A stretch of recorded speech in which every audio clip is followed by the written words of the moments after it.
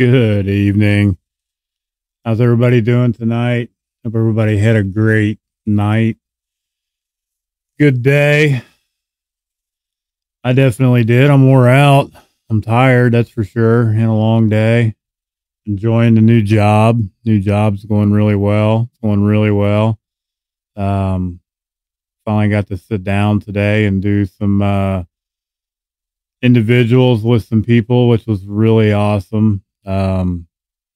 God's blessed me with the ability to give back and, share what's been so freely given to me, man. It's a blessing in recovery, man. It warms my heart daily to go to work. It's really an inspiration. It's a motivator. I can remember those days where I wasn't motivated and I didn't have any drive and I was hopeless and I just didn't want to be here. You know what I mean? And, even though I come home every night now and I'm tired and I sound like I'm bitching and moaning, which I am kind of, but I'm not really. I'm really blessed and I'm truly grateful, for these blessings of recovery to just keep happening daily, day in and day out. I wanted to share on a couple readings that I stumbled across. I've been trying to open my horizons a little bit. Dayton Strong Recovery 101 is an open fellowship. It's open to anyone and everyone that is struggling in mental health and addiction. You don't have to be a part of any 12-step program. If you're struggling, you're welcome. The more the merrier. But I do share and I do speak on other fellowships, topics and daily meditations and things like that because I can relate to them all. And I like to share on them because a lot of them really, really, really make sense to me. And I'm going to share a couple tonight and kind of share my experience, strength, and hope on, what they mean to me and how I relate to them. Let me bring this first one up here. They're actually both off of the same page. You guys will be able to see it here in just a second. This is from Hazleton. This is from Betty Ford's clinic. Amazing website if you guys haven't ever checked it out. This first one is called Today's Gifts. It's kind of a daily meditation for families. It says sometimes it's really hard to get going. We put off things we don't want to do, and I'm sitting here, I wrote some things down as I was reading it. And the first word I wrote down was procrastinate, putting things off. I became a master of that. It says we occasionally feel overwhelmed by the size of a job that needs to be done, like cleaning out the cellar, reading a long book for class, and a lot of that for me was, coming into recovery and just the fear of change, the unwillingness to change, and being overwhelmed with what was going on around me. It says, but we think a minute. If Beethoven had thought how complicated it was to write the Ninth Symphony with all those instruments and voices and notes blending together, do we really think he would ever have started? But he didn't get overwhelmed. He sat down and wrote just one small note and then another and then a third, and that just reminds me, man, to slow down and trust the process, to stop and think, not to overwhelm myself it's easy for me to overwhelm myself and put too much on my plate. And when that happens, I'm in trouble. And I need to remind myself daily to slow down, to try to stay in the moment, to try to stay in today and not worry about yesterday, not worry about tomorrow, the woulda, coulda, shouldas, and just slow myself down and stop and think. It said it took him 9 months, but writing one note led to the second. And then the next note, one note at a time, he completed it. And I just relate all this to recovery. It's like, the steps are written. If you work a 12-step program, they're written in order for a reason, guys. You can't start at step 1 and then jump to step 6 and then go back to 3 and then go to 12 and say you're done. We just got to take it one day at a time, step by step, work with a sponsor, work with a mentor, and just have trust and faith in the process that it's all going to work out and everything's going to be okay. It says we begin the same way with whatever task we have ahead of us, and each tiny bit of progress helps us go on to the next part. That's that whole easy does it. We didn't become addicted in one day. We didn't start struggling with our mental health addictions and things like that in one day. So we just have to slow ourselves down. And it says we begin by reading one page of that book and taking on a box of junk from the seller. We're working on our character defects, our struggles, our core issues, things that are really eating at us, things that are really bothering us. For me, that could be a death of a loved one. That could be mental, physical abuse, things that happened to me as a kid. There's just a lot of trauma that was hard for me to share honestly about with other people. It says the rest will follow almost all on its own. The trick is to begin. And that was a huge trick for me. What needs to be done today, and how will I start? Well, I started with just being honest. It was really that easy for me. It was just being honest, not only with myself. I had to get honest with myself first before I could get honest with anyone else. And once I started getting honest with other people, I began to open up and share where I was at, share those mental health struggles, share where I was at in my addiction at that point, and how bad my life had truly become, because I was ashamed. There was a lot of ego, a lot of fear, a lot of guilt and shame involved in who I had become, because character defect of mine, I'm a people pleaser. I want everybody to like me, and not everyone's going to like me. And that's okay. I can't worry about that. What I have to worry about is me and my personal recovery. There's a saying in a fellowship that I'm a part of. It says you can't save your face and your ass at the same time. And it's so true. I can't worry about what other people are doing. I can't worry about what other people are saying, because it's irrelevant. It doesn't really make any difference. What matters is what I think and how I feel. And when I bundle all that shit up, I know I'm in trouble.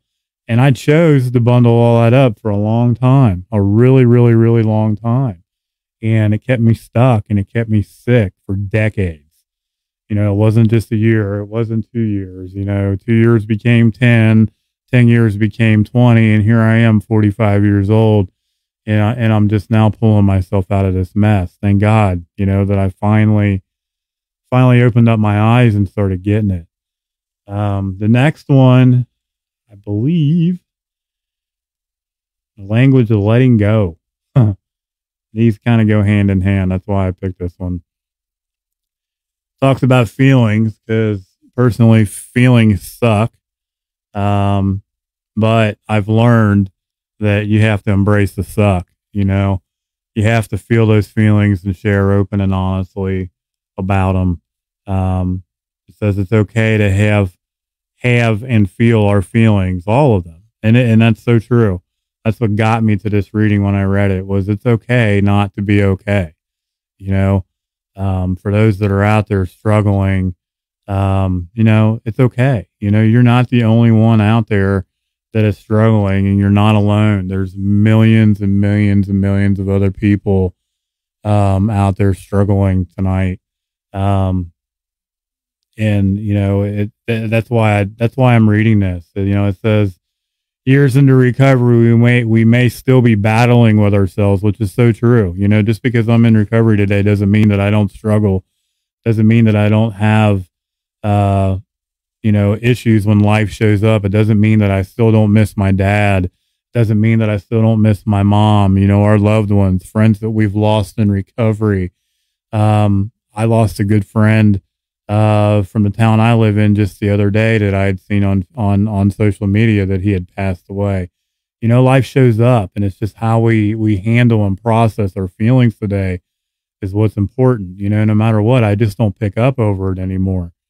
It says all of our prohibitions, our reservations, we've lived with.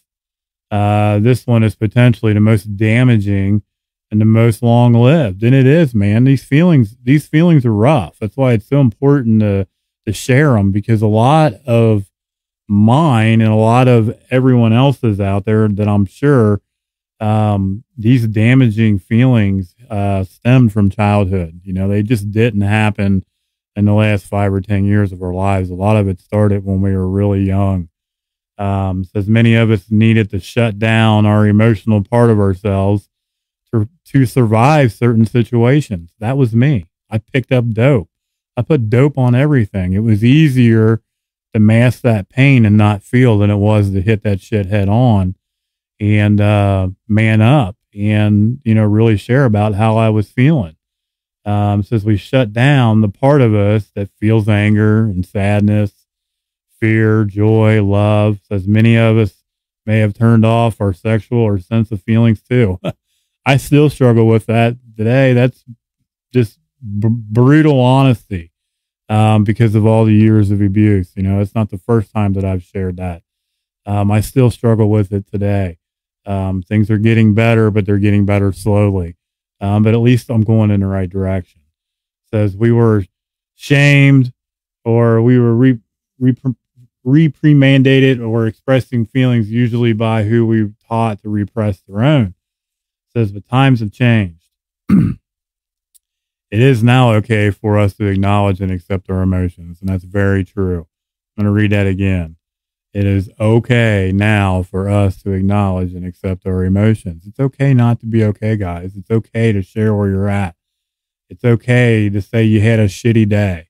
You know, it's okay to just be honest and just be where you're at and share and talk about it. The main thing is you don't stay stuck in that mess and you get into the solution. You know, what are we going to do about it? What are you going to do about it? Are you going to make that choice to stay in it and sit in your crap all day? Or are you going to change it? You know, are you going to change your thought process, your attitude? I call it thinking. I choose to change my thought process from a negative one to a positive one and try to have that attitude of gratitude every day and be thankful for the things I have. Be thankful for the wonderful blessings that continue to happen in my life daily. You know, look at the positive things. Look at the good things that are going on right now and not so much the bad things. I mean, because if we focused on the things that are going on in the world and around us and life in general and all the negativity going on, I think we'd all be screwed. You know, I just try not to do that.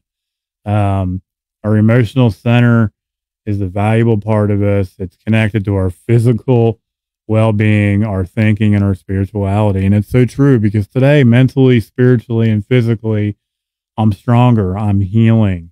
I'm going in the right direction. Everything is improving. My quality of life is improving daily, and it's getting stronger and stronger and stronger. You know, it says our feelings also are connected to that great gift instinct. They enable us to give and receive love. This is neither weak nor deficient nor indulging in our feelings. It means that we become healthy and whole, you know. And for me, it's becoming healthier and more whole. You know, I'm still learning to love myself again. I'm still learning to treat myself better, to be easy on myself, to give myself those positive affirmations because I'm hard on myself. I ain't going to lie. I'm my own worst critic. I beat myself up a lot and I need to learn not to do that nearly as much. It's work in progress, guys. You know, I'm not perfect. I make mistakes and, you know, I go back into my stinking thinking at times. I just don't stay stuck in it nearly as long. It says today I will allow myself to recognize and accept whatever feelings pass through me. Share. Anyone that's ever heard me go live before has heard me say, share. Please tell someone where you're at and what's going on with you, no matter how screwed up you think it is. Share and talk about it. You know, reach out to your sponsor, your mentor, someone that loves and understands you. You know, that's the therapeutic value of one person helping another and being of service and being there for somebody that you love and care about, you know, without shame. You know, let go of that shame and ego and pride. Like I said before, it's, you know, you got to look out for you. You're number one. If you don't keep yourself and your recovery in the limelight up front and number one, for me personally, if I don't do that, I'm screwed. I'm in trouble. That's a huge red flag for me. Because if I put anything before my recovery and myself, I'm in trouble. Says I will tune in to the emotional part of myself. And I have, tuning back in to my emotional, my mental, my spiritual well-being is amazing, and is an amazing process. Welcome guys that are in here. Marty, what's up, brother? If you're struggling, brother, says I'm reading your comment. You've got my information, man. I'm here for you. Give me a shout. But yeah, I mean, it's just so important to share where you're at is what I'm getting at. It's just a blessing of recovery that has helped me, just sharing open and honest with other people. It's the therapeutic value of one addict helping another. Tomorrow night, guys, I'm going to stop rambling. 8:00 Eastern. I've got an amazing speaker lined up, 2 speakers lined up. They're going to come in and share their experience, strength, and hope. And it's going to be an amazing night. 50 years of recovery between the 2 of them. If we have time, I'm going to share a little bit of my story. So the 3 of us are just going to be in there in roundtable. It's tomorrow night, 8:00 Eastern. It'll be live on Facebook. It'll be live on YouTube. I'm actually trying out a new streaming platform tonight. Going to see how that goes. But it's definitely going to be live on Facebook and YouTube on both the channels. If you can tune in and listen to it and share it, you just never know who's out there struggling that may need to hear something one of them guys is going to have to say. They got a lot of recovery under their belts. One of them is my sponsor. I look up to both these guys. They're amazing men, and you won't regret. Tune in tomorrow because these guys are killer. Appreciate you guys taking the time out to be here tonight. I love you guys. Remember, stay vigilant in your recovery. You are loved and you are worth it. We'll see you guys tomorrow night. Good night.